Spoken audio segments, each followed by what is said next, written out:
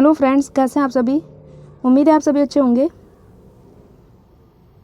आज हम CDP class start करेंगे। हमने थ्योरी क्लास कर रखी है, थ्योरी क्लास 6 से की हुई है। सीडीपी वाली सीरीज़ हमने प्लेलिस्ट भी बनाया हुआ है आपका। उसमें हमने समावेशी शिक्षा, अपसारी और अभिसारी चिंतन, डाइवर्जेंट और कन्वर्जेंट थिंकिंग, अधिगम अक्षमता, लर्निंग डिसेबिलिटी, ये तीनों टॉपिक किए हुए थे। और हमने ये भी आपको बताया हुआ था कि इस टॉपिक से ही आप देख लीजिएगा, प्रीवियस ईयर अगर आपके पास होगा तो देख लीजिएगा, वहाँ से 5 क्वेश्चन मिनिमम बनते हैं वनली 3 टॉपिक से ही।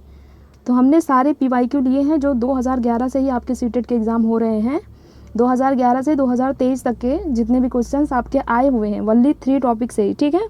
तो अगर आप ये क्लास देखने जा रहे हैं तो पहले आप थ्योरी क्लास ज़रूर देखिएगा। यहाँ आई बटन पे आपको लिंक आ रहा होगा, पहले आप थ्योरी क्लास देखिए, उसके बाद ही पीवाईक्यू देखिएगा, तभी आपको समझ आएगा ना। क्लास देखने का मतलब क्या निकलेगा जब आपको समझ ही नहीं आएगा। तो सीटेट का एग्ज़ाम भी हो गया है आपका, 21 को एग्ज़ाम है ना, 21 जनवरी को।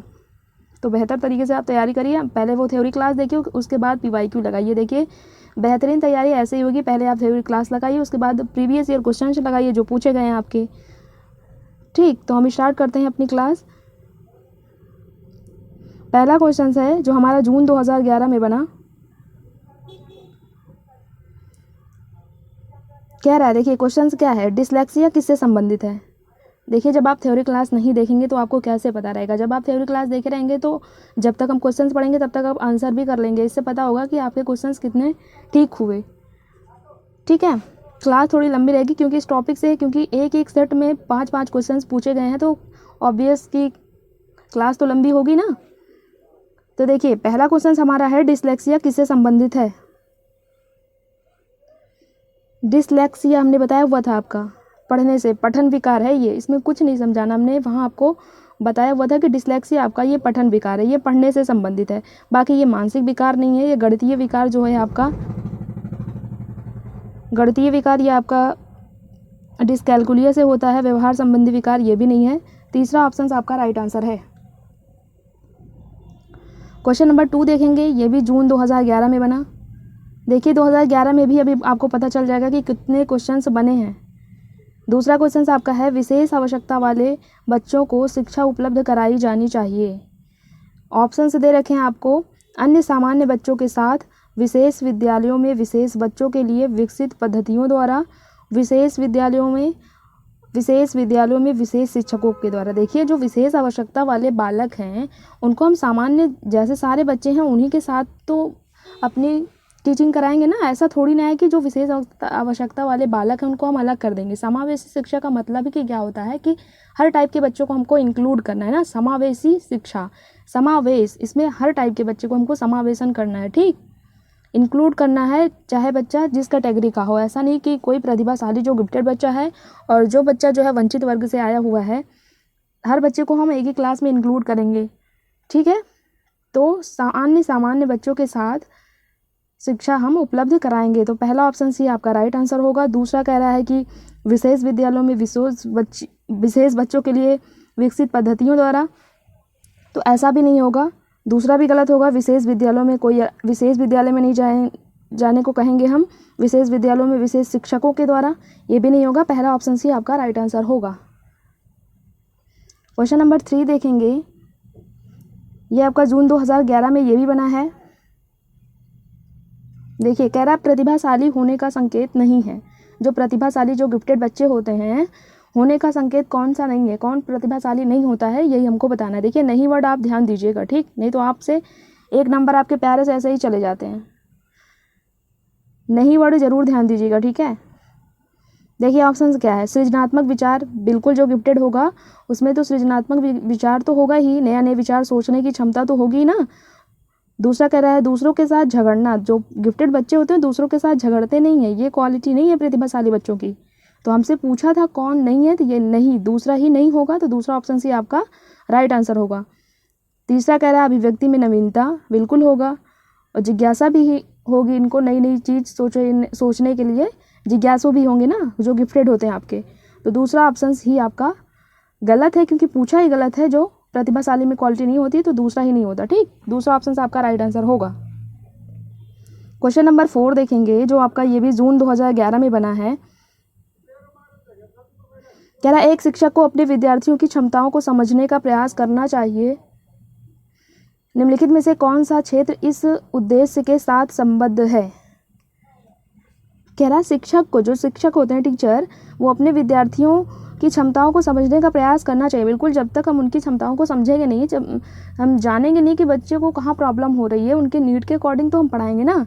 तो इसका उद्देश्य जो है वो किसके साथ संबंध है हमको बताना है। पहला ऑप्शन आपका दे रखा है शिक्षा समाजशास्त्र, हम पढ़ ही रहे हैं शिक्षा मनोविज्ञान, आपको डायरेक्ट आंसर आ गया होगा। चौथा ऑप्शन ही आपका राइट आंसर होगा, क्योंकि शिक्षा मनोविज्ञान में हम बालक के व्यवहार, बालक के मन का अध्ययन करते हैं ना, तो चौथा ही आपका राइट आंसर होगा। ये मीडिया मनोविज्ञान तो कोई है नहीं, सामाजिक दर्शन ये भी नहीं है, चौथा ऑप्शन ही आपका राइट आंसर होगा। ठीक, क्वेश्चन नंबर 5 देखेंगे। ये आपका जून 2011 में बना। ये भी देखिए 5 क्वेश्चन हो गए जून 2011 में ही। ठीक, तो देखिए क्या कह रहा है, 5वीं कक्षा के दृष्टिबाधित विद्यार्थी जिन्हें देखने में प्रॉब्लम है, दृष्टिबाधित यही उन्हीं को कहते हैं। ठीक, तो उनके साथ क्या करना चाहिए, देखिए क्या कह रहा है, को निचले स्तर के कार्य करने की छूट मिलनी चाहिए। ऐसा थोड़ी ना है, निचले स्तर की छूट नहीं मिलना है, ऐसा नहीं करना है। दूसरा क्या कह रहा है, को माता पिता और मित्रों द्वारा उसे दैनिक कार्यों को करने में सहायता की जानी चाहिए। तीसरा ऑप्शन कह रहा है के साथ कक्षा में सामान्य रूप से व्यवहार किया जाना चाहिए और श्रव्य सीडी जो है, यहाँ पे सीडी है ना, सीडी के माध्यम से सहायता उपलब्ध कराई जानी चाहिए। बिल्कुल तीसरा ऑप्शन। चौथा कह रहा है के साथ कक्षा में विशेष व्यवहार किया जाना चाहिए। देखिए जो दृष्टिबाधित हैं, जिन्हें देखने में दिक्कत, जो नहीं देख सकते हैं, तो हमको चाहिए ना उन्हें श्रव्य सामग्री, जो सुने, वो जो देख नहीं सकते तो श्रव्य सामग्री सीडी के माध्यम से सहायता उपलब्ध करा सकते हैं ना। तो तीसरा ऑप्शन ही आपका राइट आंसर होगा, क्योंकि इन्हें दिखाई नहीं देता ना, दृष्टिबाधित विद्यार्थियों को बताना है हमें। इसमें कह रहा है कि विशेष व्यवहार नहीं करना, अलग से व्यवहार, आपको कोई विशिष्ट व्यवहार नहीं करना है। और इसमें कह रहा है को माता पिता और दैनिक कार्यों में सहायता की जानी चाहिए, ऐसा भी नहीं होगा। तीसरा ऑप्शन ही आपका राइट आंसर होगा। क्वेश्चन नंबर 6 देखेंगे। ये जून 2011 में बना। देखिए कह रहा है निम्न में से कौन सा शिक्षार्थियों में सृजनात्मकता का पोषण करता है। सृजनात्मकता क्या होता है, सृजन करना, सृजनात्मकता, नए नए विचारों को। ठीक, सृजनात्मकता तो शिक्षार्थियों को सृजनात्मक पोषण करता है, हमें बताना है। ऑप्शन से देखिए क्या है आपका। पहला ऑप्शन है अच्छी शिक्षा के व्यवहारिक मूल्यों के लिए शिक्षार्थियों का शिक्षण, विद्यार्थियों का शिक्षण कह रहा है। दूसरा कह रहा है प्रत्येक विद्यार्थी की अंतर्जात प्रतिभाओं का पोषण करने एवं प्रश्न करने के अवसर उपलब्ध कराना। तीसरा ऑप्शन है विद्यालय जीवन के प्रारंभ से उपलब्धि के लक्षण पर बल देना। चौथा कह रहा है परीक्षा में अच्छे अंकों के लिए विद्यार्थियों की कोचिंग करना। अच्छे अंक के लिए आप विद्यार्थियों की कोचिंग तो बिल्कुल नहीं करवाना है, उपलब्धि वाली लक्षण पर बल देना है, ऐसा भी नहीं करना है। अब दूसरा कह रहा है कि प्रत्येक विद्यार्थी की अंतर्जात प्रतिभाओं का पोषण करने एवं प्रश्न करने के अवसर उपलब्ध करना। बिल्कुल, प्रश्न करने के अवसर जब हम उपलब्ध कराएंगे तभी ये सृजनात्मकता का पोषण करेगा। ठीक, पहला कह रहा है अच्छे शिक्षा के व्यवहारिक मूल्यों के लिए व्यवहारिक मूल्यों के लिए ऐसा नहीं करेगा, हम विद्यार्थियों को क्वेश्चन करने के लिए, जो हमने आपको बताया था आप सारी चिंतन हमने पढ़ा हुआ था ना, वहाँ भी बच्चों को क्वेश्चनिंग करने का हमें अवसर करना चाहिए, तभी तो बच्चे के डाउट क्लियर होंगे ना। जब हम अपनी टीचिंग कर लिए कंप्लीट, तो जब बच्चे क्वेश्चन ही नहीं करेंगे, उनको कुछ ना कुछ तो डाउट होगा ना, ऐसा थोड़ी ना एक बार आप बता देंगे उनको सब समझ में आ जाएगा। तो क्वेश्चनिंग हमें करने देना है। ठीक, तो दूसरा ऑप्शन आपका राइट आंसर होगा। क्वेश्चन नंबर 7 जो जनवरी आपका 2012 में बना है। देखिए 6 क्वेश्चंस बने हैं आपके 2011 में ही। अब 2012 में देखिए कितने क्वेश्चंस बने हैं। पहला क्वेश्चन डायरेक्ट पूछ रखा है समावेशी शिक्षा आपकी क्या है। हाशिए पर स्थित वर्गों से शिक्षकों को सम्मिलित करने से संबंधित है। दूसरा ऑप्शन है कक्षा में विविधता का उत्सव मनाती है। तीसरा ऑप्शन है दाखिले संबंधी कठोर प्रक्रियाओं को बढ़ावा देती है। चौथा ऑप्शन आपका है तथ्यों की शिक्षा से संबंधित है। समावेशी शिक्षा आपकी क्या है, नाम है देखिए समावेशी शिक्षा। हमने थ्योरी क्लास कर रखी है, प्लीज़ आप पहले थ्योरी क्लास करके ही देखिएगा। ठीक, नहीं तो ये पूरी गाथा आपको समझ में भी नहीं आएगी। ठीक, तो ये सारे क्वेश्चंस भी आपके इंपॉर्टेंट है, क्योंकि प्रीवियस ईयर में आए हुए हैं और सीटेट में रिपीटेड क्वेश्चन पूछे जाते हैं, ये आपको पता ही होगा। ठीक, तो देखिए ऑप्शन समावेशी शिक्षा में बतानी है। देखिए पहला कह रहा है हाशिए पर स्थित वर्गों से शिक्षकों को सम्मिलित करने से संबंधित नहीं है, ये सभी विद्यार्थियों को सम्मिलित करने से संबंधित है ना, जो गिफ्टेड बच्चे हैं और जो वंचित वर्ग से आए हैं, हर टाइप के बच्चे को सम्मिलित करना है हमें इसमें। तो पहला ऑप्शन आपका गलत हो जाएगा। दूसरा कह रहा है कक्षा में विविधता का उत्सव मनाती है, बिल्कुल दूसरा ऑप्शन ही आपका राइट आंसर होगा। विविधता का उत्सव मनाती है। देखिए कक्षा में यही कह रहा है, देखो इसको मीन निकालिए, देखो लैंग्वेज का खेल किया है यहाँ पे। अगर देखिए समझना है यहाँ पे, देखो कक्षा में विविधता का उत्सव मनाती है। विविधता में अलग अलग तरीके ना, हर बच्चे की जो अलग अलग टाइप के बच्चे हैं आपके, जो गिफ्टेड हैं, जो क्रिएटिव हैं, और जो एवरेज औसत जिनकी IQ लेवल है ना, हर टाइप के बच्चे, कोई वंचित वर्ग से आया हुआ है, किसी की लैंग्वेज चेंज है, तो हर टाइप के बच्चे का ये उत्सव मनाती है, मीन्स हर बच्चे को ये शामिल करती है। ठीक, तो यही दूसरा ऑप्शन ही आपका राइट आंसर होगा। तीसरा कह रहा है दाखिले संबंधी कठोर प्रक्रिया नहीं शामिल करता है। ठीक, हमें कठोर किसी जहाँ देखा वो तो तुरंत आपका गलत हो जाएगा। चौथा कह रहा है तथ्यों की शिक्षा से संबंधित है, नहीं ये नहीं होगा, दूसरा ऑप्शन ही आपका राइट आंसर होगा। क्वेश्चन नंबर 8 देखेंगे, ये बना जनवरी 2012 में। कह रहा है निम्नलिखित में से कौन सा वस्तुनिष्ठ प्रश्न है। वस्तुनिष्ठ प्रश्न आप समझते हैं? देखिए क्वेश्चंस ऑप्शंस क्या दे रखा है, निबंधात्मक प्रश्न, दूसरा है लघु उत्तरात्मक प्रश्न, मुक्त उत्तर वाला प्रश्न, सत्य या असत्य। देखिए वस्तुनिष्ठ प्रश्न क्या होता है, MCQ होता है ना, जो आपके MCQs होते हैं, जैसे आपका सीटेट का एग्जाम ही हो गया, तो उसमें आपको 4 ऑप्शंस मिलेंगे, उसमें से एक ऑप्शन ही आपका राइट आंसर होगा। तो क्या आपको एक ही ऑप्शंस बताना है सत्य? अगर आप दूसरा बता दिए, तीसरा ऑप्शन आपका राइट आंसर है, अगर आपने दूसरा बता दिया तो आपका 1 नंबर चला जाएगा ना। तो यही तो होता है वस्तुनिष्ठ। तो सत्य या असत्य वाले, ठीक है, चौथा ऑप्शन ही आपका राइट आंसर होगा। देखिए मुक्त उत्तर वाला नहीं है, ये आप सारी चिंता नहीं यहाँ पे कि आप चाहे जो बता दीजिए, यहाँ विचार नहीं, यहाँ सत्य या असत्य वाला होता है। ठीक, एक ऑप्शन आपका राइट आंसर होगा। ये तो डायरेक्ट क्वेश्चन बन गया है। क्वेश्चन नंबर 9 देखिए, जनवरी 2012 में बना। कह रहा है जब बच्चा कार्य करते समय ऊबने लगता है तो यह इस बात का संकेत करता है। देखिए जब बच्चा क्लास में कार्य करते समय उसको उबन सी होती है तो किस बात का संकेत करता है? बच्चे को अनुशासित करने की ज़रूरत है, आप उसको अनुशासित करेंगे। दूसरा ऑप्शन कह रहा है संभवतः कार्य यांत्रिक रूप से बार बार हो रहा है। अच्छा, तीसरा कह रहा है बच्चा बुद्धिमान नहीं है। चौथा कह रहा है बच्चे में सीखने की योग्यता ही नहीं है। देखो बच्चे के हित में हर ऑप्शन होना चाहिए, जितने भी ऑप्शंस आपके राइट आंसर होंगे, ये सारी ट्रिक है। तो जो बच्चे के हित में होगा वही ऑप्शंस ही आपका राइट आंसर होगा। ये बात आप ध्यान से याद रखिएगा, आपको हेल्प करेगा सॉल्व करने में क्वेश्चंस को। देखिए ये क्या कह रहा है कि बच्चे में सीखने की योग्यता ही नहीं है, तो ये तो बिल्कुल ही गलत है। कह रहा बच्चा बुद्धिमान नहीं है। देखिए हाँ, बच्चे को बिल्कुल गलत नहीं करना, आप गलत हो सकते हैं, आपका टीचिंग मेथड गलत हो सकता है, बट बच्चे का नहीं है। ठीक है, बच्चे के हित में आपको बात करनी है। बच्चे को अनुशासित करने की ज़रूरत है, ये भी नहीं सही हो सकता। फिर संभवतः जो है दूसरा ऑप्शन ही आपका राइट आंसर होगा। कार्य जो है वो आपका वो बार बार हो रहा है तभी बच्चा ऊब रहा है, दूसरा ऑप्शन आपका राइट आंसर होगा। देखिए क्वेश्चन नंबर 10, ये नवंबर 2012 में बना। कह रहा है शारीरिक रूप से लिखने में अक्षम बच्चों को सामान्यता होती है। देखिए यहाँ हमने आपको जो लिखने से संबंधित हमको बताना है, यहाँ डायरेक्ट आप एक वर्ड पकड़िए जिसे लिखने में प्रॉब्लम हो। जो लिखता है क्या, ग्राफ पे लिखता है ना, डिस्ग्राफिया होगा उसे। हमने आपको बताया था थ्योरी वाली क्लास में, समझाया हुआ था बहुत अच्छे तरीके से। ठीक, तो जिसे लिखने में प्रॉब्लम होगी वो डिस्ग्राफिया हो जाएगा आपका, तीसरा ऑप्शन ही आपका राइट आंसर होगा। और ये पहला डिसकैलकुलिया, जिसे मैथ में दिक्कत होगी वो डिसकैलकुलिया होगा। डिसलेक्सिया जिसे पढ़ने में दिक्कत होगी, और ये डिस्थीमिया है। ठीक, तो आपका होगा क्या, डिस्ग्राफिया होगा। ठीक, एक एक टॉपिक हमने ये सारा आपको थ्योरी क्लास में कराया हुआ है। ओनली 30 मिनट की वीडियो है और हमने पूरा टॉपिक अच्छे से कवर किया हुआ है। ठीक, देखिए क्वेश्चन नंबर 11 आपका नवंबर 2012 में बना। कह रहा है प्रतिभाशाली विद्यार्थी, जो गिफ्टेड बच्चे होते हैं, हमें बताना है उनके अंदर क्या क्वालिटी होती है। देखिए पहला दे रखा है स्वभाव के अंतर्मुखी होते हैं, अपनी आवश्यकताओं को दृढ़तापूर्वक नहीं कह पाते। ये तो प्रतिभाशाली है तो क्यों नहीं कह पाएंगे भाई, दूसरा ऑप्शन आपका गलत हो जाएगा। तीसरा कह रहा है अपने निर्णयों में आत्मनिर्भर होते हैं। चौथा कह रहा है शिक्षकों से स्वतंत्र होते हैं। ऐसा नहीं है, स्वभाव के अंतर्मुखी होते हैं, अपने निर्णयों में आत्मनिर्भर होते हैं। देखिए सीटेट में देखिए ये क्वेश्चन भी सही है, ये भी सही है।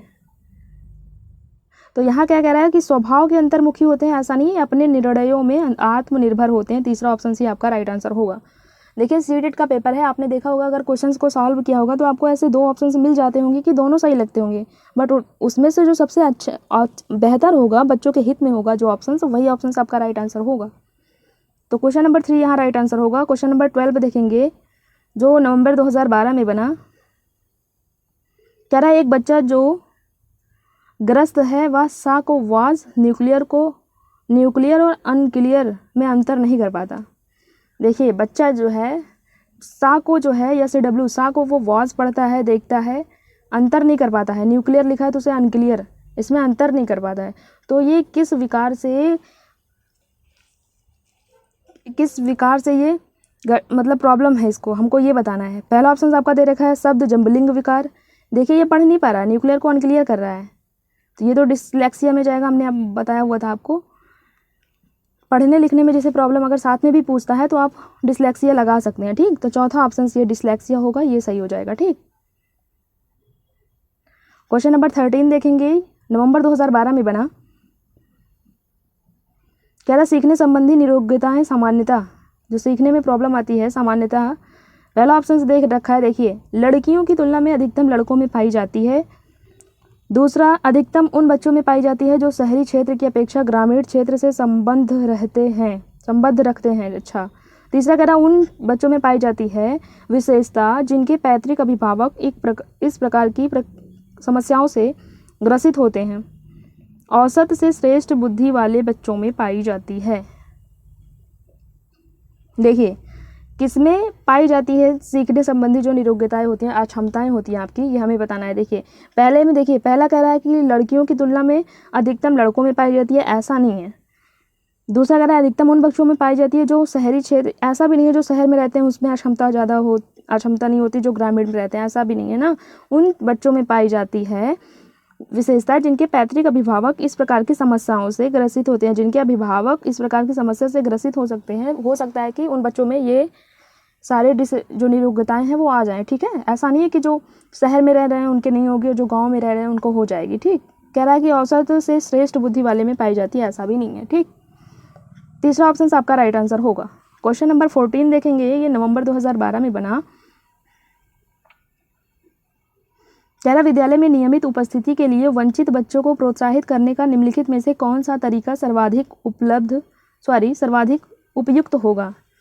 देखिए ये नवंबर 2012 में चल रहा है, 14वां क्वेश्चन हो गया है। नवंबर 2012 में कितने क्वेश्चन आए हैं देखिए, आप खुद ही देख लीजिएगा। हमने बताया मिनिमम 5 क्वेश्चन आएंगे हर सेट में, तो बहुत इंपॉर्टेंट टॉपिक है। आप पहले थ्योरी क्लास रखिए, उसके बाद पीवाईक्यू लगाइए। आई होप आपको समझ आ जाएगा। ठीक, हमने बहुत कोशिश की है आपको समझाने की, तो हमारी मेहनत सफल हो जाए, यही कोशिश है हमारी। देखिए पूछा क्या है, विद्यालय में नियमित उपस्थिति के लिए वंचित बच्चों को प्रोत्साहित करने का निम्नलिखित में से कौन सा तरीका सर्वाधिक उपयुक्त होगा। जो वंचित बच्चे हैं उनको प्रोत्साहित करने का नियमित उपस्थिति के लिए तरीका कौन सा सर्वाधिक अच्छा होगा, हमें बताना है। देखिए पहला दे रखा है ऑप्शन आपका, बच्चों को विद्यालय आने की अनुमति ना देने को कानून दंडनीय अपराध, ऐसा नहीं करना, बिल्कुल पहला ऑप्शन आपका गलत हो जाएगा। दूसरा कह रहा है विद्यालय द्वारा बच्चों को एकत्रित करने वाले एक व्यक्ति को नियुक्त किया जाए जो प्रतिदिन घरों से बच्चे को लेकर आए। जबरदस्ती हम ला के आपको ये क्लास नहीं दिखा सकते, ना कि हम जबरदस्ती आपको सीटेट क्वालिफाई एग्जाम करवा सकते हैं जब तक आप खुद से नहीं चाहेंगे।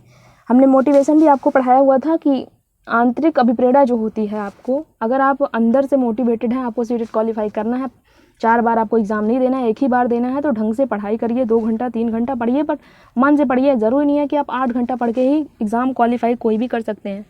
पढ़िए, आप कम पढ़िए, 6 के बजाय 3 पढ़िए, बट ढंग से पढ़िए, मन से पढ़िए, उतना टाइम आप दीजिए। ठीक है,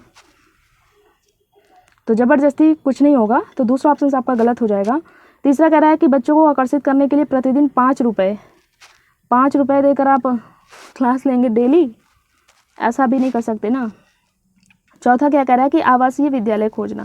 तीनों ऑप्शंस के कंपैरिजन में चौथा ऑप्शन ही आपका बेहतर है, तो सर्वाधिक उपयुक्त तरीका आपका चौथा होगा, आवासीय विद्यालय खोजना, विद्यालय में जो है छात्रों की आवास की योजना करना। ठीक, क्वेश्चन नंबर 15 देखेंगे, ये आपका नवंबर 2012 में बना। कह रहा है विद्यालय में लिंग भेदभाव से बचने का सर्वोत्तम तरीका हो सकता है। जो विद्यालय में आपके लिंग भेदभाव होते हैं, बॉयज़ और गर्ल्स में होते हैं भेदभाव, सर्वोत्तम तरीका बचने का कौन सा हो सकता है, ये हमें बताना है। देखिए पहला ऑप्शन है आपका, पुरुष एवं महिला शिक्षकों को समान संख्या में भर्ती करना। समान संख्या में अगर आप भर्ती कर लेंगे तो ये भेदभाव ठीक हो जाएगा। दूसरा क्या कह रहा है कि विद्यालय में लिंग भेदभाव को दूर करने के लिए नियम बनाना और सख्ती से उसका पालन करवाना। देखिए नियम नहीं बताएं, नियम नहीं बनाना चाहिए और सख्ती से हमें पेश नहीं आना है, ठीक, ऐसा नहीं होगा। तीसरा कह रहा है संगीत प्रतियोगिता के लिए लड़कियों की अपेक्षा अधिक लड़कों का चयन करना। ऐसा करेंगे तो हम लिंग भेदभाव को दूर कर पाएंगे, बताइए। संगीत में जो कह रहा है हम लड़कों का चयन कर लें, लड़कियों को हटा दें, तो ऐसे भेदभाव ठीक होगा? नहीं होगा ना। चौथा क्या कह रहा है, शिक्षकों द्वारा उनके लिंग पक्षपात पूर्ण व्यवहारों का अधिसंज्ञान। चौथा ऑप्शन सी आपका राइट आंसर होगा। क्वेश्चन नंबर 16 जो नवंबर 2012 में बना, कह रहा शिक्षक के अलावा निम्नलिखित सभी को करते हुए समस्या समाधान को विद्यार्थियों के लिए जिम्मेदार बना सकता है। किसके अलावा हमें बताना है, मतलब एक ऑप्शन आपका गलत होगा, यहाँ के अलावा ध्यान दीजिएगा, ठीक, ये निगेटिव वर्ड है। जब विद्यार्थी स्वयं से कोई कार्य करने की कोशिश कर रहे हो तो उनसे परिपूर्णता की अपेक्षा करना। देखिए दूसरा क्या कह रहा है, मुक्त अंत वाली सामग्री उपलब्ध कराने। बिल्कुल ये तो हमें उपलब्ध करानी ही चाहिए समस्या समाधान करने में, ठीक, मुक्त अंत वाले। मुक्त खेल के लिए समय देना, बिल्कुल मुक्त अंत देना है, ये भी सही है, ये भी सही है। सृजनात्मक चिंतन के लिए सभी, क्या कह रहा है, सृजनात्मक चिंतन के लिए असीमित अवसर, बिल्कुल हमें असीमित अवसर उपलब्ध कराने हैं, ये भी सही है। देखिए ये सारे जो ऑप्शंस हैं आपके, ये सारे ऑप्शन सही है, पहला ऑप्शन ही आपका सही नहीं है। ये जो पहला ऑप्शन है आपका ये सही नहीं है, हमें पूछा ही था के अलावा, निगेटिव वाला पॉइंट हमको बताना था। देखिए जब क्या कह रहा है इसमें, क्यों ये वाला ऑप्शन होगा, जब विद्यार्थी स्वयं से कोई कार्य कर रहा है, कोई भी विद्यार्थी, आप कोई क्वेश्चंस दिए हैं बच्चों को, तो आप उनसे ये उम्मीद पहले से ना लगाइए कि बच्चा पूरा हमको सही करके दे देगा, कि फिर आपकी क्लास में है किस लिए, आपको क्यों बुलाया गया है टीचिंग करने के लिए। आप बच्चे पर ही जान लेंगे हाँ ये पूरा क्वेश्चन सही कर लेगा, तो आप तो है ना उसको बताने के लिए, तो हमें ये परिपूर्णता की अपेक्षा नहीं करनी है, ठीक, तो हमें यही नहीं करना, बाकी सारे अवसर हमें उपलब्ध कराने हैं। तो पहला ऑप्शन सी आपका राइट आंसर होगा। क्वेश्चन नंबर 17 नवंबर 2012 में बना, सफल समावेशन को निम्नलिखित की आवश्यकता होती है सिवाय। यहाँ देखिए सिवाय वर्ड ध्यान दीजिएगा, ये नहीं तो आप इतना पढ़ेंगे, सफल समावेशन को निम्नलिखित की आवश्यकता होती है, तो देख लेंगे किसकी आवश्यकता होती है, आप वही राइट आंसर कर देंगे। बस हमसे पूछा क्या है, निगेटिव वाला पूछा है हमसे। देखिए ऑप्शंस क्या, पृथक्करण, हमें पृथक्करण नहीं करना है, यही नहीं करना है हमें ना, अलगाव नहीं करना। सफल समावेशन, समावेशन में होता क्या है कि इसमें अलगाव नहीं करना है ना किसी बच्चों का, हमें हर बच्चों को लेके चलना है, जो गिफ्टेड है, जो क्रिएटिव है, जो वंचित वर्ग से आया है, जो जिसका IQ औसत है, हर बच्चे को लेके चलना है ना, ऐसा नहीं करना हमें, तो पृथक्करण हमें नहीं करना है, ठीक, पहला ऑप्शन नहीं होगा। दूसरा क्या कह रहा है कि अभिभावकों की भागीदारी, बिल्कुल अभिभावकों की भागीदारी ज़रूरी है, क्षमता संवर्धन भी संवेदनशील बनाना, ये भी सही है। पहला ऑप्शन सी आपका नहीं होगा, अलगाव नहीं होगा, ठीक, सेग्रीगेशन नहीं करना है, ठीक। हमने आपको थ्योरी वाली क्लास में भी बताया हुआ था कि जो है प्रकृति भी आपको अलगाव नहीं करती है, ठीक, प्रकृति के नियम जो है वो भी अलगाव के विरुद्ध हैं, क्योंकि जब बारिश होती है तो बारिश में हर कोई भीगता है, ऐसा नहीं है कि जो 4 व्हीलर से जा रहा बंदा उसकी गाड़ी नहीं भीगेगी, वो भी भीगेगा, और जो बच्चा चल नहीं पा रहा है, जो बच्चा बैठा हुआ है, हर बच्चे जितने भी दुनिया में लोग हैं सब भीगेंगे जहाँ जहाँ बारिश हो रही है ना। धूप भी लगती है तो हर बच्चे को लगती है, ऐसा नहीं किसी को धूप नहीं लगेगी, जो गिफ्टेड है उसको धूप ही नहीं लगेगी, तो हर बच्चे को धूप लगेगी ना। सेग्रीगेशन भी देखिए हमारी नेचर भी अलाउ नहीं करती है, तो हमको भी अपनी टीचिंग मेथड में अलगाव नहीं करना है, ठीक, पृथक्करण यही होता है आपका अलगाव। आपको अगर डिटेल से समझना है तो पहले थ्योरी वाली क्लास देख के उसके बाद ही PYQ लगाइएगा, इससे आपको बेहतर समझ में आएगा। क्वेश्चन नंबर 18 देखिए, ये जुलाई 2013 में बना। देखिए अब 2013 में अब आए हम, 18वां क्वेश्चन हो गया हमारा।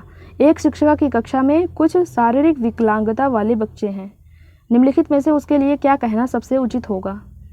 देखिए एक शिक्षिका, सपोज दैट आप ही हो गए, और आपकी कक्षा में कुछ शारीरिक विकलांगता वाले बच्चे हैं, ठीक, जो शारीरिक रूप से विकलांग है, तो आप उसके लिए क्या कहना सबसे उचित समझेंगे, यह आपको बताना है। ऑप्शन क्या है, पोलियोग्रस्त बच्चे अब गाना, आप ऐसा कहेंगे पोलियोग्रस्त बच्चे आप खड़े हो जाइए, बेहतर है आप उसको ऐसा ना बोलिए ना उसको कि किसी को दुख हो जाए, तो पहला ऑप्शन तो आपको होगा नहीं, ठीक। देखिए आप रिलेट करके सीखेंगे तो ऑप्शंस को बेहतर से समझ पाएंगे, लैंग्वेज का ही खेल होता है। दूसरा कह रहा है कि पहिया कुर्सी वाले बच्चे हाल में जाने के लिए अपने समवयस्क साथी बच्चों के, देखिए पहिया कुर्सी उर्सी हमें नाम नहीं लेना है उसको, इसलिए दूसरा भी गलत हो जाएगा। तीसरा कह रहा है शारीरिक रूप से असुविधाग्रस्त बच्चे कक्षा में ही कोई वैकल्पिक गतिविधि कर सकते हैं। ये तीसरा सही लग रहा है। देखिए चौथा क्या कह रहा है, मोहन खेल के मैदान में जाने के लिए आप अपनी वैसाखियों का प्रयोग क्यों नहीं करते। हमें ये भी नहीं कहना है, हमें तीसरा ऑप्शन ही ज़्यादा बेहतर है, ये कहना है हमें शारीरिक रूप से असुविधाग्रस्त बच्चे कक्षा में ही कोई वैकल्पिक गतिविधि कर सकते हैं। ऐसे बच्चे को भी दुख नहीं होगा। ठीक, आप ऐसे कहेंगे पहिया कुर्सी वाले बच्चे, पोलियोग्रस्त बच्चे, तो उसको दुख होगा। मैं ऐसा नहीं करना है ना, बच्चे को हमको बच्चे के हित में लेके चलना है। ऑप्शंस, तीसरा ऑप्शन आपका राइट आंसर होगा। क्वेश्चन नंबर 19 देखेंगे, जुलाई 2013 में बना। एक समावेशी विद्यालय, समावेशन में आप ये याद रखिएगा कि इसमें आपको हर बच्चे को इंक्लूड करके चलना है, समावेश करके चलना है हर बच्चे का। पहला ऑप्शन आपका है शिक्षार्थियों की नियोग्यता के अनुसार उनकी सीखने की आवश्यकताओं को निर्धारित करता है, नियोग्यता के अनुसार। दूसरा क्या कह रहा है, शिक्षार्थियों की क्षमताओं की परवाह किए बिना सभी के अधिगम परिणामों को सुधारने के लिए प्रतिबद्ध होता है। ये किए बिना जो लगा रखा है ना, शिक्षार्थियों की परवाह तो हमें करनी है। दूसरा कह रहा है कि शिक्षार्थियों के मध्य अंतर करता है और विशेष रूप से सक्षम बच्चों के लिए कम चुनौतीपूर्ण उपलब्धि लक्ष्य निर्धारित करता है। ये अंतर तो करता नहीं है, शिक्षार्थियों के मध्य अंतर नहीं करता ना, ये सबको समावेशन करके चलता है। तो चौथा क्या कह रहा है, विशेष रूप से योग्य शिक्षार्थियों के अधिगम परिणाम को सुधारने के लिए विशिष्ट रूप से प्रतिबद्ध होता है। विशेष रूप से योग्य शिक्षार्थी, जो विशेष, इसमें क्या कह रहा है कि जो विशेष हैं, विशेष नहीं लेना, हर बच्चों को लेना है ना। तो पहला ऑप्शन सी आपका राइट आंसर होगा। समावेशी विद्यालय आपका यही होगा कि शिक्षार्थियों की नियोग्यता के अनुसार उनकी सीखने की आवश्यकताओं को निर्धारित करता है, कि बच्चों के अकॉर्डिंग सीखने की आवश्यकताओं को निर्धारित करता है ना। इसमें हर बच्चे की नीड के अकॉर्डिंग इसमें होता है। ठीक, क्वेश्चन नंबर 20, जुलाई 2013 में बना। प्रतिभाशाली शिक्षार्थी, जो गिफ्टेड बच्चे हैं, ऑप्शन है आपका अधिगम नियोग्य नहीं कर सकते। दूसरा, ऐसे सहयोग की आवश्यकता होती है जो सामान्यतः विद्यालयों द्वारा उपलब्ध नहीं कराए जाते। तीसरा ऑप्शन, शिक्षक के बिना अपने अध्ययन को व्यवस्थित कर लेते हैं, अन्य विद्यार्थियों के अच्छे मॉडल बन सकते हैं। दूसरा ऑप्शन आपका राइट आंसर होगा।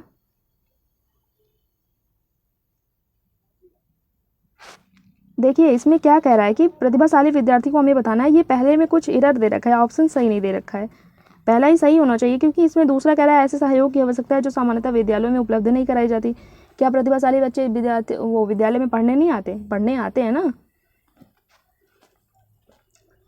तो ये भी नहीं सही होगा। शिक्षक के बिना अपने अध्ययन को व्यवस्थित कर लेते हैं, ऐसा भी नहीं, शिक्षक को तो ज़रूरत होती है बट वो गिफ्टेड होते हैं। अन्य विद्यार्थियों के अच्छे मॉडल बन सकते हैं। पहले ऑप्शन में कुछ एरर है, इसे देख के हम आपको बताएंगे। ठीक, अधिगम नियोग्य नहीं कह सकते, यही होगा यहाँ पे। यहाँ अधिगम नियोग्य नहीं कह सकते होगा तो पहला ऑप्शन आपका राइट आंसर होगा, क्योंकि ये अधिगम नियोग्य नहीं होते। ठीक है, अधिगम योग्य होते हैं। ये पहला ऑप्शन से आपका राइट आंसर होगा। क्वेश्चन नंबर 21 देखेंगे, ये फरवरी 2014 में बना। कह रहा है भाषा अवबोधन से संबंध विकार है। भाषा अवबोधन, भाषा को समझने में, बोलने में, समझने में इन्हें प्रॉब्लम है, भाषा अवबोधन यही होता है आपका। ठीक, तो ऑप्शंस दे रखा है, पहला क्या है चलाघात, ये नहीं है। पठन वैकल्य, देखिए इसे पढ़ने में प्रॉब्लम नहीं हो रही है, इसे भाषा को बोलने में प्रॉब्लम हो रही है ना, तो ये पठन वैकल्य नहीं है, पढ़ने में दिक्कत होती है उसे पठन वैकल्य होता है। वाक संबद्ध रोग, चौथा क्या है भाषाघात।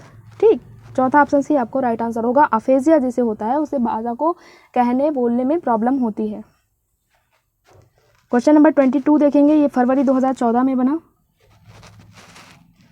इस टॉपिक से बहुत क्वेश्चन बने हैं। देखिए फरवरी 2014 में ही अभी पहुंचे हैं और 22 क्वेश्चन हो गया है। विद्यालयों में समावेशन मुख्यतः केंद्रित होता है।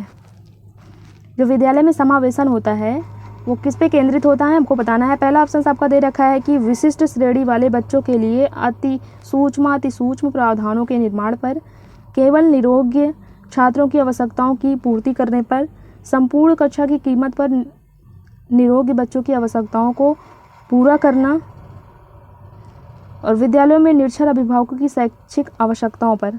देखिए विशिष्ट श्रेणी वाले बच्चों के, देखिए विशिष्ट श्रेणी नहीं, हर टाइप के बच्चे को हमें इसमें इंक्लूड करना है। केवल लग रखा है तो केवल तो बिल्कुल ये निगेटिव होता है आपका, ये भी गलत हो जाएगा। संपूर्ण कक्षा, ये संपूर्ण है ना, संपूर्ण कक्षा की कीमत पर निरोगी बच्चों की आवश्यकताओं को पूरा करना, ठीक, संपूर्ण कक्षा की कीमत पर।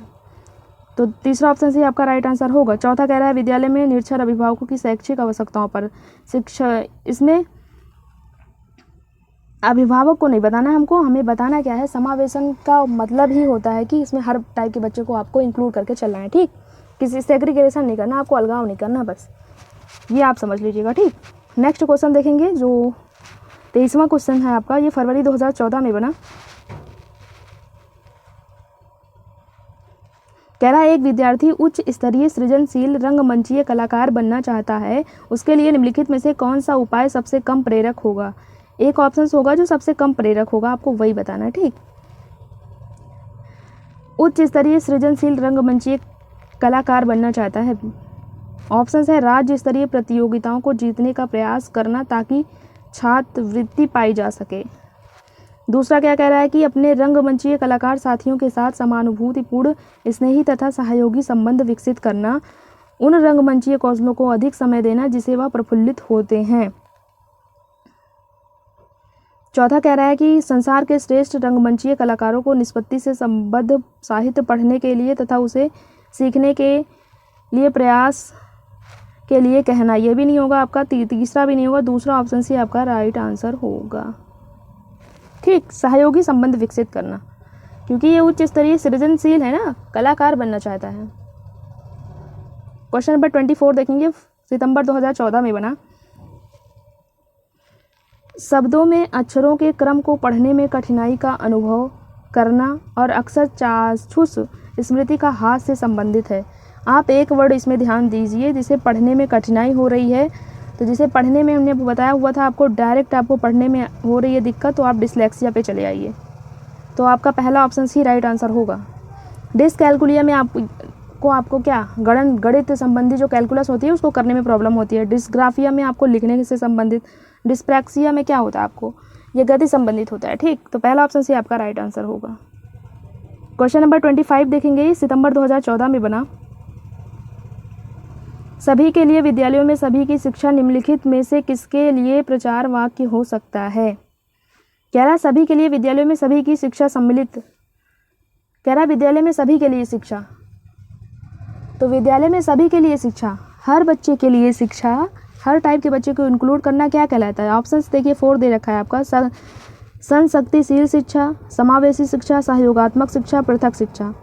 तो हमने समावेशी शिक्षा में पढ़ा हुआ था ये कि इसमें हर बच्चे को, सभी के लिए ये है समावेशी शिक्षा आपकी, तो दूसरा ऑप्शन सी आपका राइट आंसर होगा, ठीक। नेक्स्ट देखेंगे,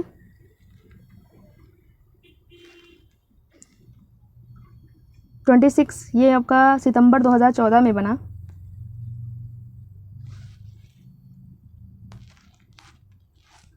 कह रहा है प्रवाह पूर्णता, व्याख्या, मौलिकता और लचीलापन के साथ संबंधित तत्व है। जो प्रवाह पूर्णता जिसमें होती है, व्याख्या, मौलिकता, लचीलेपन के साथ संबंधित है, क्या संबंधित है। प्रतिभाशाली जो गिफ्टेड होता है उसमें प्रवाह पूर्णता ये होता है, व्याख्या होता है, उसमें मौलिकता होता है, उसमें लचीलापन होता है, ठीक, जो गिफ्टेड होता है आपका। अब सारे चिंतन में तो आपका हर टाइप से बच्चा सोच सकता है, ये होता है गुण त्वरण, ये नहीं होगा। पहला ऑप्शन सी आपका राइट आंसर होगा। ये हमने थ्योरी क्लास में आपको बताया हुआ था, गिफ्टेड वाले जो हमने टॉपिक पढ़ा था, ठीक। क्वेश्चन नंबर 27 देखेंगे, फरवरी 2014 में बना, 15 में बना है। देखिए अब जल्दी जल्दी चलेंगे, बहुत सारे क्वेश्चन हैं, अभी जितने किए हैं अभी उतने क्वेश्चन और होंगे, क्योंकि पूछे गए हैं एक एक सेट में आपके 5 क्वेश्चन से ज़्यादा बने हैं क्वेश्चंस तो ज़्यादा होंगे ना। देखिए एक प्रभावशाली अध्यापिका होने के लिए यह महत्वपूर्ण है। प्रभावशाली अध्यापिका होने के लिए क्या महत्वपूर्ण है। पुस्तक से उत्तरों को लिखाने पर बल देना। आप उत्तरों को ओनली लिखाएंगे, ये तो नहीं होनी चाहिए ना प्रभावशाली अध्यापिका के अंदर क्वालिटी। समूह गतिविधि के बजाय वैयक्तिक अधिगम पर ध्यान देना। देखिए समूह में हमें कराना ज़्यादा बेहतर होता है, लर्निंग आपकी व्यक्तिगत में नहीं करना होता, ठीक।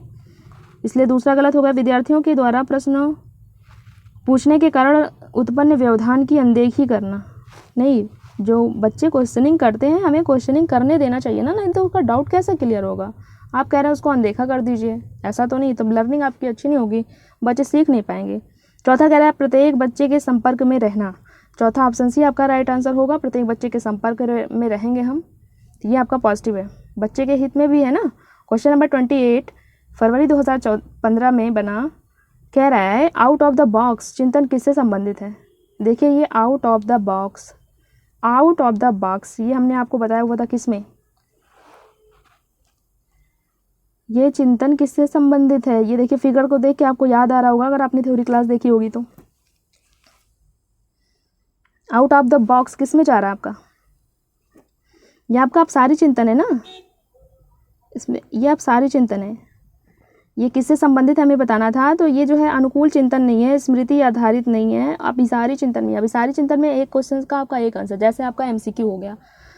अब सारी चिंतन में आपका ये होता है कि इसमें बच्चे के विचारों को रखने का अवसर मिलता है, उन्हें सोचने का अवसर दिया जाता है कि आप एक क्वेश्चन की अगर पेड़ ना होते तो क्या होता, तो बच्चे बहुत सारे आंसर देंगे। अगर आप पूछेंगे कि देश की राजधानी क्या है तो वो एक आंसर देंगे ना।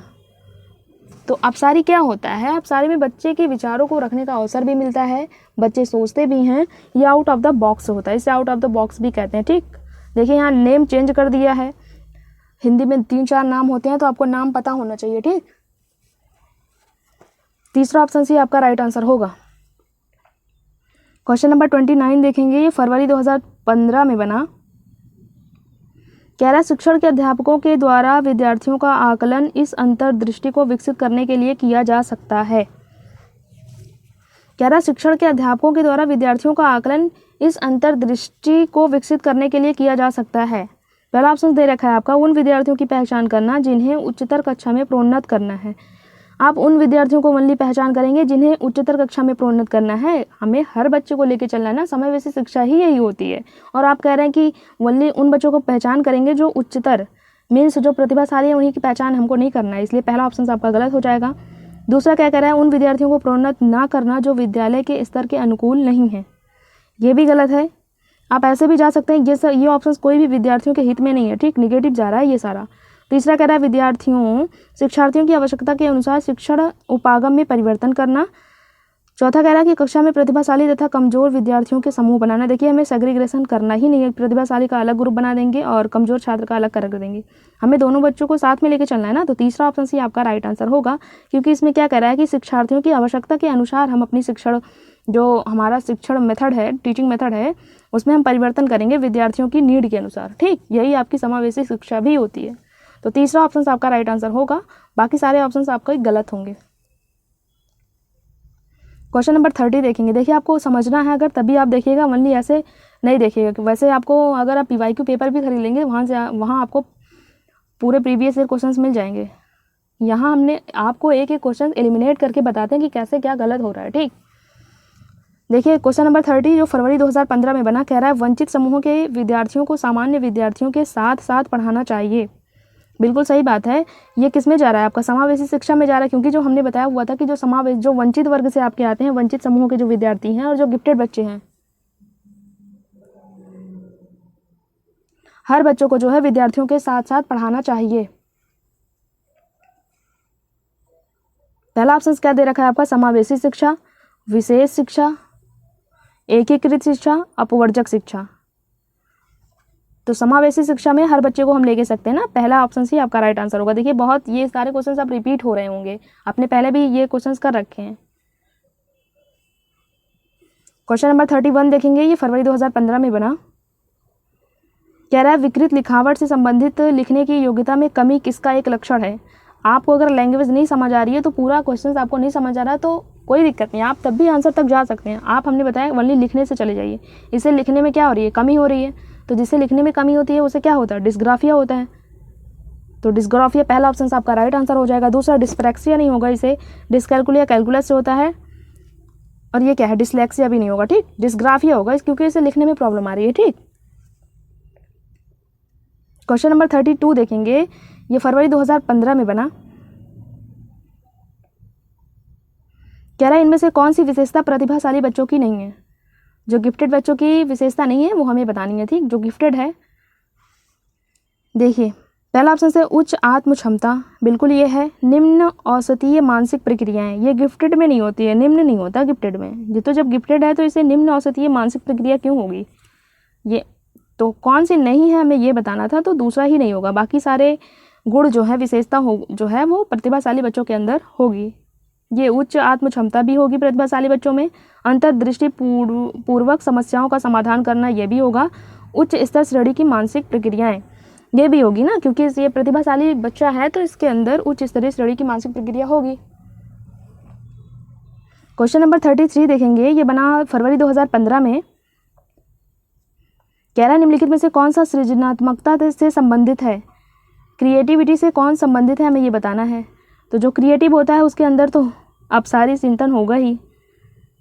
फिर भी समझ लीजिए क्रिएटिव क्या होता है, नए नए विचारों को बनाना समझना, ये होता है ना क्रिएटिव होता है। उसके अंदर धारा प्रवाह, लचीलापन, ये सारे क्वालिटी होती है ना। अभिसारी चिंतन में क्या होता है, ये अभिसारी चिंतन तो होगा नहीं, अपसारी चिंतन होगा।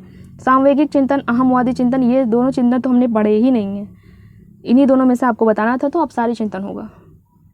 क्वेश्चन नंबर 34, ये सितंबर 2015 में बना। कह रहा बच्चों को समूह कार्य देना एक प्रभावी शिक्षण रणनीति है, क्योंकि बिल्कुल करना चाहिए। समूह में जो है बच्चों को कार्य करने के लिए कहना चाहिए, क्यों हमें बताना है। ऑप्शन क्या है, छोटे समूह में कुछ बच्चों को दूसरे बच्चों पर हावी होने की अनुमति होती है, ऐसा कुछ होता है क्या? आपने भी समूह में सीखा होगा, पहला नहीं होगा, ठीक। दूसरा कह रहा है सीखने की प्रक्रिया में बच्चे एक दूसरे से सीखते हैं और परस्पर सहायता भी करते हैं, बिल्कुल यही दूसरा ऑप्शन सी आपका राइट आंसर होगा। फिर भी तीसरा क्या है, बच्चे अपना काम जल्दी करने में समर्थ होते हैं, इसलिए आप समूह में लर्निंग करवाएंगे, अधिगम करवाएंगे जो है, ऐसा भी नहीं होगा ना, तो तीसरा गलत हो जाएगा। चौथा कह रहा है इससे शिक्षक का काम कम हो जाता है।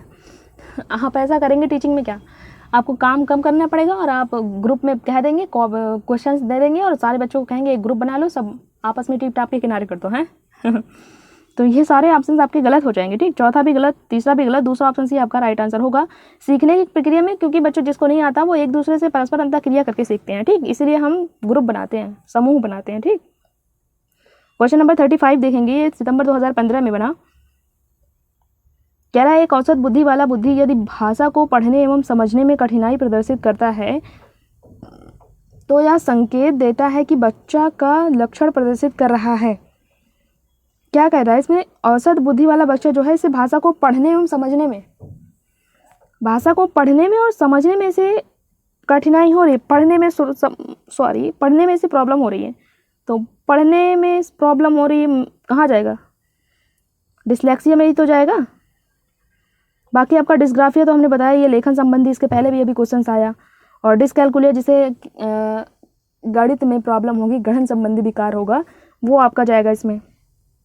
और डिस्प्रैक्सिया में आपका गति समन्वय होगा, जिसे चलने दौड़ने में प्रॉब्लम होगी वो, ठीक। मांसपेशियों में क्षमताएं होती हैं वो आपका डिस्प्रैक्सिया में जाएगा। क्वेश्चन नंबर 36, ये सितंबर 2015 में बना। कह रहा है समावेशी शिक्षा मानती है कि हमें के अनुरूप बदलना है। समावेशी शिक्षा क्या मानती है, जो किसके अनुरूप बदलना है हमें बताना है। देखिए फोर्थ ऑप्शन से दे रखे हैं आपको। पहला कह रहा है व्यवस्था बच्चे, बिल्कुल पहला ऑप्शन सी आपका राइट आंसर होगा। कैसे, देखिए समावेशी शिक्षा मानती है कि हमें व्यवस्था में जो है बच्चे के अकॉर्डिंग, बच्चे के अनुरूप हमें बदलना है, बच्चे की नीड के अकॉर्डिंग हमें जो है पढ़ाना है, अपनी टीचिंग मेथड अपनाना है, ठीक, उसी के अकॉर्डिंग हमें अपनी प्लानिंग करनी है। तो पहला ऑप्शन आपका राइट आंसर होगा। दूसरा क्या कह रहा है परिवेश परिवार, ये भी नहीं होगा, परिवार नहीं पढ़ना हमें, परिवेश इसमें भी नहीं, बच्चा व्यवस्था, ऐसा नहीं होगा। व्यवस्था के अकॉर्डिंग जो है, जैसे जो व्यवस्था होगी वो बच्चे के अनुरूप हम बदलेंगे।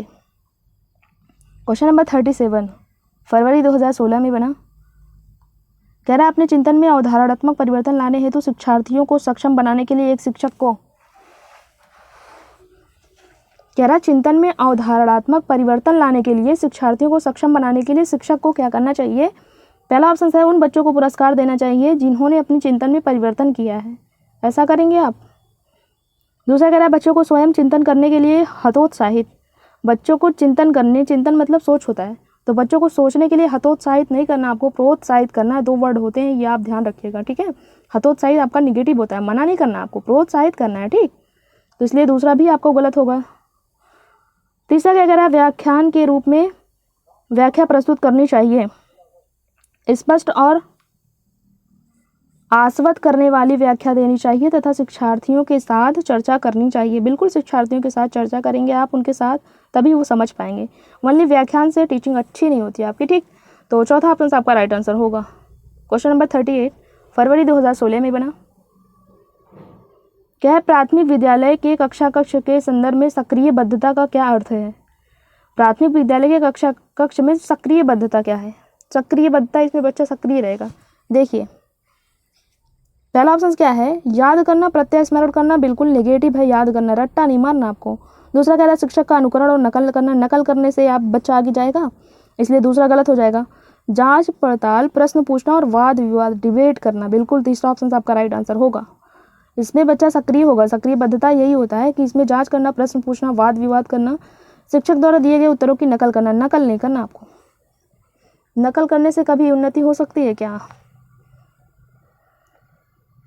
क्वेश्चन नंबर 39 फरवरी 2016 में बना। कह रहा है बच्चे तब सर्वाधिक सृजनशील होते हैं जब वह किसी गतिविधि में भाग लेते हैं। बच्चे कब सृजनशील होते हैं? जब किसी गतिविधि में भाग लेते हैं। कैसे भाग लेते हैं? देखिए ऑप्शन से दे रखा है आपको। शिक्षक की डांट से बचने के लिए, डांट से बचने के लिए आप किसी गतिविधि में भाग लेंगे। फॉर एग्जाम्पल आपको सीटेट पास करने के लिए घर से डांट पड़ रही है, तब आप सीटेट में अच्छा नंबर नहीं ला सकते। जब तक आपको इंटरेस्ट नहीं होगा सीटेट में, तब तक आप अच्छा नंबर नहीं ला सकते ना, पढ़ने का जब तक आपका मन नहीं करेगा। दूसरा क्या कह रहा है कि दूसरों के सामने अच्छा करने की दबाव में आकर। अच्छा, ये नहीं होगा, अपनी रुचि से, ठीक। तीसरा ऑप्शन सी आपका राइट आंसर होगा। बच्चे तब सर्वाधिक सृजनशील होंगे जब वो किसी गतिविधि में अपने इंटरेस्ट से, अपने रुचि के अकॉर्डिंग जब उसमें भाग लेंगे, तब वो अच्छा कर पाएंगे ना। अगर आप अपने इंटरेस्ट से आ गए, आपको सीटेट क्वालिफाई करना है, आपको गवर्नमेंट जॉब लेनी है, तो पहले तो आपको सीटेट क्वालिफाई करना पड़ेगा ना।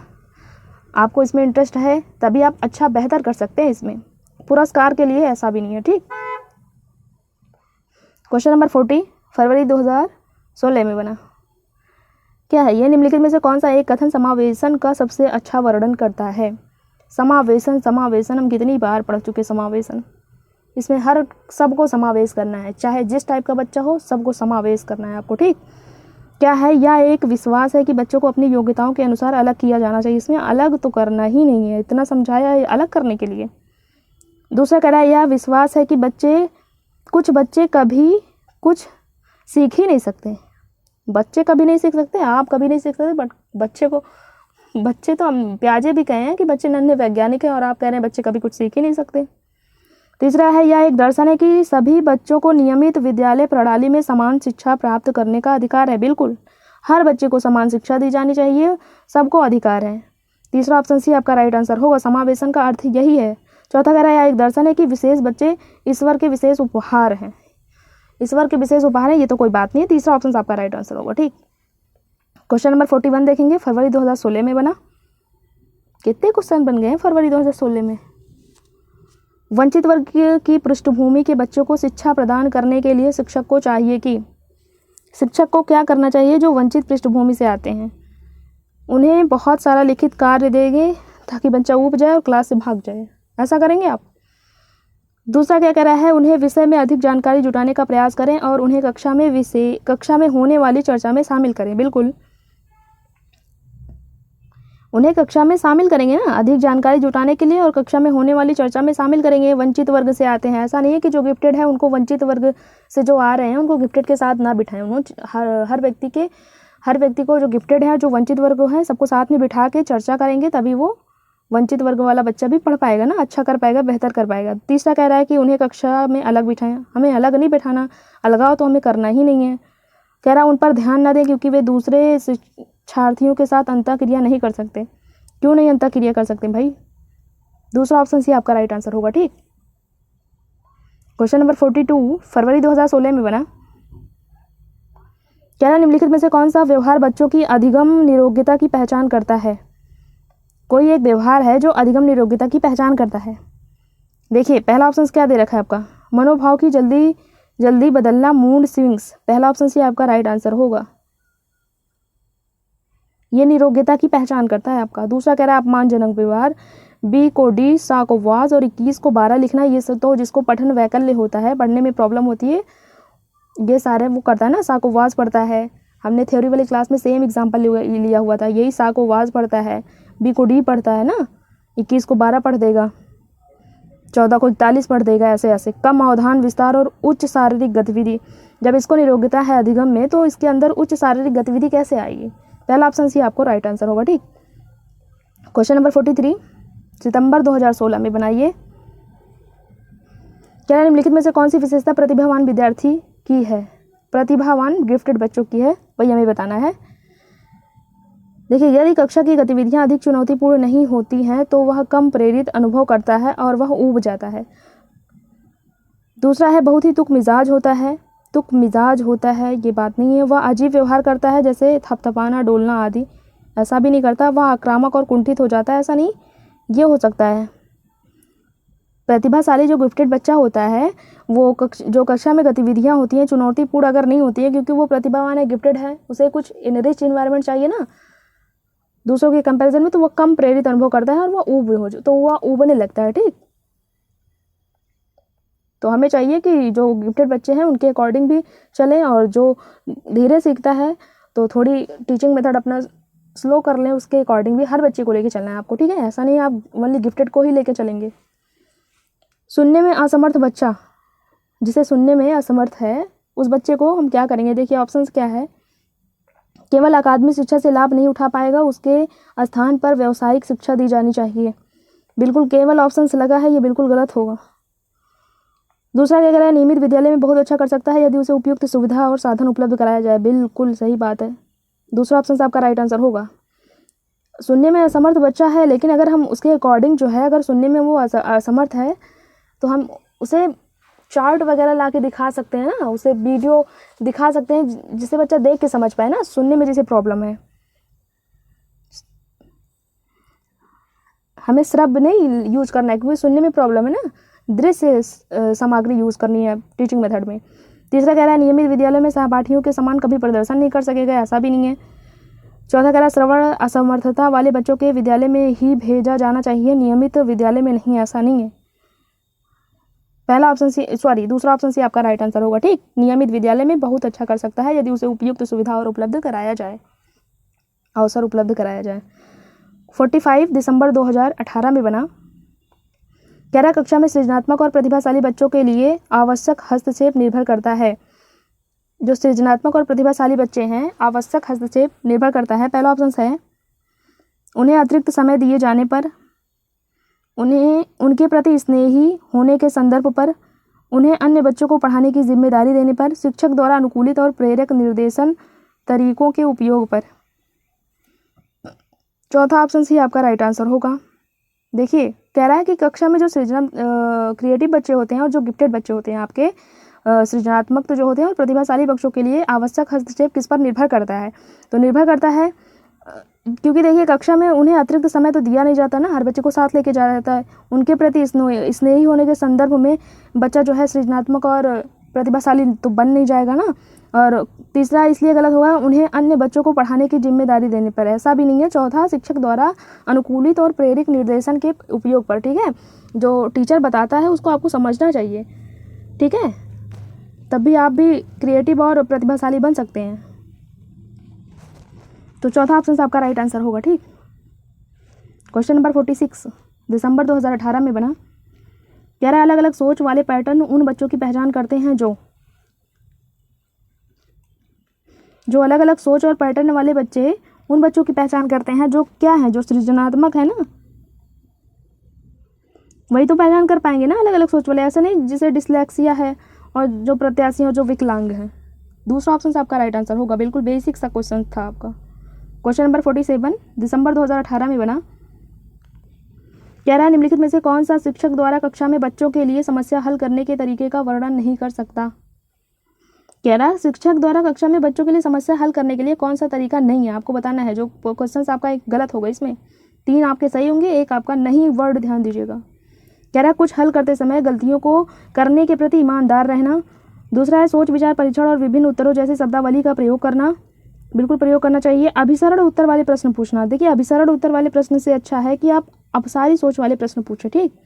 अभिसरण में क्या होता है कि एक क्वेश्चन होता है, जैसे महात्मा गांधी का जन्म कब हुआ, देश की राजधानी क्या है, ये सारे क्वेश्चन हो गए आपके, तो ये होते हैं अभिसरण। पर डाइवर्जेंट मुक्त अंत वाला प्रश्न पूछना है ऐसे, जिसके बहुत सारे ऑप्शंस हो, ठीक। तो हमें कह रहा है कि इसमें बताना था हमें, कह रहा है शिक्षक द्वारा कक्षा में बच्चों के लिए समस्या हल करने के तरीके का वर्णन कौन सा नहीं करता, तो ये अभिसरण उत्तर वाले प्रश्न पूछना, ठीक। बाकी सारे हैं। चौथा क्या है, किसी विशेष समस्या को हल करने के बारे में अपनी विचार प्रक्रियाओं पर चर्चा करना, यह भी है, तीसरा नहीं होगा, ठीक। अगर यहाँ अपसारी उत्तर वाले प्रश्न पूछना होता तो ये भी सही हो जाता, बट यहाँ अभिसारी पूछ रहा है, क्या, कन्वर्जेंट, ठीक। क्वेश्चन नंबर 48 ये बना दिसंबर 2018 में। निम्नलिखित में से कौन सा प्रश्न बच्चों को गंभीर रूप से सोचने के लिए आमंत्रित करता है। कोई क्वेश्चन होगा जिसे गंभीर रूप से सोचने के लिए आमंत्रित करेगा। देखिए ऑप्शन, सही जवाब क्या है इसमें, गंभीर रूप से सोचने के लिए प्रेरित तो नहीं करेगा, पहला। दूसरा क्या है, क्या आप इसी तरह की स्थिति के बारे में सोच सकते हैं, आप हाँ या नहीं का आंसर देंगे, इसमें नहीं गंभीर रूप से सोचेगा। विभिन्न तरीकों से हम कैसे हल कर सकते हैं, तो तीसरा, इसमें बच्चा गंभीर रूप से सोचेगा क्योंकि इसमें विभिन्न तरीका सोचेगा ना, हम कैसे हल कर सकते हैं इसको। चौथा कह रहा है कि क्या आप इसका उत्तर जानते हैं, आप इसमें हाँ या नहीं का आंसर देंगे। अगर आप रिलेट कर पा रहे होंगे तो यहाँ क्वेश्चन अपसारी चिंतन से पूछा है, ठीक। क्वेश्चन नंबर 49 दिसंबर 2018 में बना। कह रहा निम्नलिखित में से कौन सा विकल्प प्रगतिशील शिक्षा का सबसे अच्छा वर्णन करता है। कौन सा विकल्प प्रगतिशील शिक्षा का सबसे अच्छा वर्णन करता है। देखिए पहला ऑप्शन दे रखा है आपका थीमेटिक इकाइयाँ, नियमित परीक्षण रैंकिंग।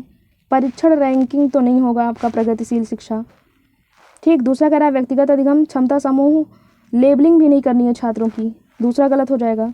तीसरा कह रहा है परियोजना विधि, क्षमता समूह बनाना, रैंकिंग। रैंकिंग तो करनी नहीं है आपको।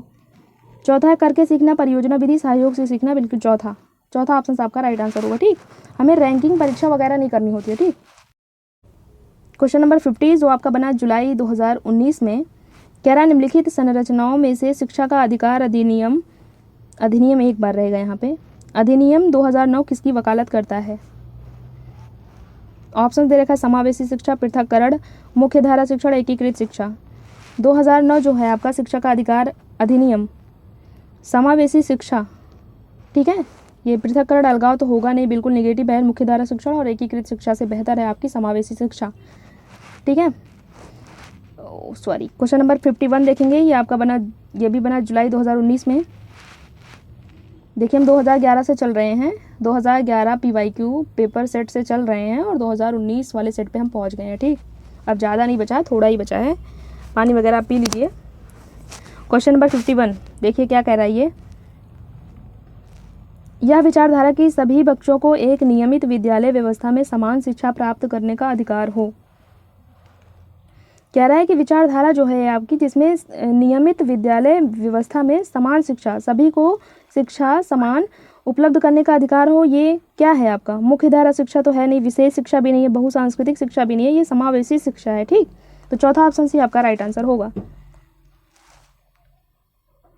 क्वेश्चन नंबर 52 देखेंगे, ये जुलाई 2019 में बना, ये भी कह रहा है एक शिक्षक को चाहिए कि, शिक्षक को क्या चाहिए। देखिए पहला ऑप्शन है एक विशेष समुदाय के बच्चों को बढ़ावा दें, बिल्कुल एक विशेष समुदाय नहीं, हर बच्चे को बढ़ावा देना है आपको। वह विद्यार्थियों के बीच सांस्कृतिक विभिन्नताओं तथा विविधता की अनदेखी नहीं करना आपको। कह रहा है वह संप्रेषित करेगी, वह कक्ष में सभी संस्कृतियों का सम्मान करती है एवं महत्व देती है, बिल्कुल तीसरा ऑप्शन सी आपका राइट आंसर होगा, ठीक। कि वह संप्रेषित करेगी, वह कक्ष में सभी संस्कृतियों का सम्मान करती है और महत्व देती है। शिक्षक को चाहिए कि वो संप्रेषित करे कक्षा कक्ष में सभी जो कल्चर, हर कल्चर से बच्चे आते हैं ना, उनका सम्मान करे और उनको महत्व दे। चौथा कह रहा है वह विद्यार्थियों के बीच तुलना को अधिकतम करे, तुलना नहीं करना आपको, कंपेरिजन नहीं करना है तुलना आपको। क्वेश्चन नंबर 53 4-5 क्वेश्चन और आपके साथ बचे हुए हैं, ज़्यादा नहीं है। अब जुलाई 2019 में बना आपका। कह रहा है बच्चों को कक्षा में प्रश्न, जो बच्चे होते हैं उन्हें कक्षा में प्रश्न पूछने के लिए आपको अनुमति देनी चाहिए नहीं देनी चाहिए, ये हमें बताना है। देखिए ऑप्शंस कह रहा है पूछने के लिए हतोत्साहित, देखिए हतोत्साहित वर्ड ध्यान दीजिएगा, बहुत पूछा जाता है, ये प्रोत्साहित करना चाहिए आपको, हतोत्साहित नहीं करना। दूसरा कह रहा है पूछने की अनुमति नहीं देनी चाहिए, बिल्कुल वही सेम बात कह दी, अनुमति देनी चाहिए ना, पूछने से रोकना चाहिए। देखिए चौथा ऑप्शन आपका राइट आंसर है, सॉरी पूछने के लिए प्रेरित करना चाहिए, ठीक। बच्चों को कक्षा में प्रश्न पूछने के लिए प्रेरित करना चाहिए, उन्हें कहना नहीं तो उनके बीच में जब डाउट रह जाएगा तो नेक्स्ट क्लास भी नहीं समझ में आएगी ना उनको। क्वेश्चन नंबर 54 जुलाई 2019 में बना, कह रहा है प्रगतिशील शिक्षा में बच्चों को किस तरह से देखा जाता है। जो प्रगतिशील शिक्षा में बच्चों को किस तरह से देखा जाता है, ऑप्शंस है निष्क्रिय कारकों के रूप में, सक्रिय अन्वेषकों के रूप में, खाली स्लेट के रूप में, छोटे वयस्कों के रूप में। सक्रिय अन्वेषकों के रूप में, ठीक, क्योंकि वो गिफ्टेड है ना, प्रतिभाशाली शिक्षा आपकी यही होगी। इसमें सक्रिय अन्वेषकों के रूप में उसको देखेंगे, निष्क्रिय भी नहीं देखेंगे, खाली स्लेट मीन्स खाली बर्तन बच्चों को नहीं देखना आपको, छोटे वयस्क के रूप में भी नहीं देखना है। दूसरा ऑप्शन आपका राइट आंसर होगा। क्वेश्चन नंबर 55 देखेंगे, ये आपका दिसंबर 2019 में बना। एक समावेशी कक्षा में एक शिक्षक को विशिष्ट शैक्षिक योजनाओं को, समावेशी कक्षा में शिक्षक को विशिष्ट शैक्षिक योजनाओं को, ऑप्शंस देखिए, तैयार करने के लिए हतोत्साहित करना चाहिए, तैयार नहीं करना चाहिए, कभी कभी तैयार करना चाहिए, सक्रिय रूप से तैयार करना चाहिए। योजनाओं को जो है विशिष्ट रूप से सक्रिय रूप से तैयार करना चाहिए ना समावेशी कक्षा में। योजनाओं को जब तैयार नहीं करेंगे तो कैसे करेंगे, उनकी हर बच्चे की नीड के अकॉर्डिंग योजनाओं को तैयार करेंगे ना। चौथा ऑप्शन आपका राइट आंसर होगा। क्वेश्चन नंबर 56, ये दिसंबर 2019 में बना, कह रहा है पठन वैकल्य बच्चों के प्राथमिक लक्षण क्या हैं। जैसे पढ़ने में दिक्कत हो, उसके लक्षण क्या हैं ये आपको बताना है। एक गति विषय कार्य को बार बार दोहराना, न्यून अवधान विकार, अपसारी चिंतन, पढ़ने में धारा प्रवाहिता तो होगी नहीं ना, धारा प्रवाह पढ़ने की उन्हें अक्षमता होगी, ठीक। पठन वैकल्य इसे इंग्लिश में क्या कहते हैं, डिसलेक्सिया, ठीक। चौथा ऑप्शन आपका राइट आंसर होगा। जब उसे पढ़ने में दिक्कत है तो इसमें क्या कह रहा है, अपसारी चिंतन होगा और पढ़ने में धारा प्रवाहिता थोड़ी ना होगी, उसकी पढ़ने में दिक्कत हो रही है तो पढ़ने में धारा प्रवाहिता कैसे आएगी। क्वेश्चन नंबर 57 जनवरी 2021 में बना। देखिए बहुत सारे क्वेश्चंस इसमें रिपीटेड हैं, हमने हर क्वेश्चन को लिया है हर सेट से। क्यों, क्योंकि देखिए थोड़ा सा लैंग्वेज का फ़र्क है, बस इसलिए, ताकि आपको लैंग्वेज भी समझ में आ जाए, ठीक। देखिए जनवरी 2021 में बना, कह रहा सृजनात्मकता की पहचान का प्रमुख लक्षण क्या है। जो क्रिएटिव होते हैं उनको पहचान करने का लक्षण क्या है ये आपको बताना है। पहला है अति सक्रियता, असतर्कता, काम परिज्ञानता, अपसारी चिंतन, ठीक। जो क्रिएटिव होंगे वो अपसारी चिंतन रखते होंगे ना, डाइवर्जेंट थिंकिंग हमने पढ़ी हुई थी ना, ये होगा आपका। क्वेश्चन नंबर 58 ये जनवरी 2021 में बना। हर सेट में क्वेश्चंस बने हैं समावेशी शिक्षा से, आप देख लीजिएगा। एक समावेशी कक्षा में किस पर जोर होना चाहिए। देखिए जो आपकी समावेशी शिक्षा होती है उसमें किस पर जोर होना चाहिए। सामाजिक पहचान के आधार पर छात्रों के अलगाव, समावेशी शिक्षा में तो अलगाव होना नहीं है, पहला गलत। हर बच्चे के सामर्थ्य को अधिकतम करने के अवसर उपलब्ध करने, बिल्कुल।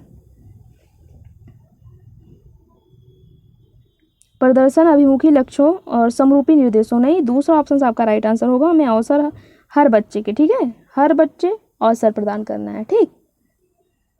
क्वेश्चन नंबर 50 देखिए, क्वेश्चन नंबर 59 जो आपका बना जनवरी 2021 में, कह रहा दिव्यांगजन अधिकार अधिनियम सन 2016 के अनुसार निम्नलिखित में से किस शब्दावली का प्रयोग उपयुक्त है।